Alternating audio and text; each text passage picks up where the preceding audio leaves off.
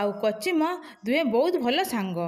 ଦିନକର ଘଟଣା। ବେଙ୍ଗଟି ମନରେ ଭାରି ଗର୍ବ। ସେ ଭଲ ଡେଇଁପାରେ ଆଉ ପାଣିରେ ମଧ୍ୟ ଭଲ ପହଁରିପାରେ। ଦିନେ କଚିମକୁ ଡାକି କହିଲା, ସାଙ୍ଗ ଚାଲ ଆମେ ଆଜି ଗୋଟେ ରେସ୍ କରିବା। ସବୁବେଳେ ତ ଆମେ ପାଣି ଭିତରେ ହିଁ ପହଁରୁଛେ ଖେଳୁଛେ, ହେଲେ ଆଜି ଆମେ ମାଟିରେ ହିଁ ଖେଳିବା। କଚିମଟି ଭାରି ଶାନ୍ତ ସ୍ୱଭାବର ଏବଂ ବହୁତ ଧୀର ଅଟେ। ବେଙ୍ଗର କଥାକୁ ସେ ନ ଟାଳି ପାରି ସେ କହିଲା, ହଉ ଠିକ୍ ଅଛି, ଚାଲ ମିତ୍ର ଆମେ ଆଜି ଦୌଡ଼ ପ୍ରତିଯୋଗିତା କରିବା। ବେଙ୍ଗଟି କହିଲା, ହେଇ ଦେଖ ସେଇ ପାହାଡ଼ ଉପରେ ଯେଉଁ ଘରଟି ଅଛି ସେଇ ଘର ପାଖରେ ଯିଏ ଆଗ ପହଞ୍ଚିବ ସେ ହେଉଛି ବିଜେତା ହେବ। ଖେଳ ଆରମ୍ଭ ହେଲା।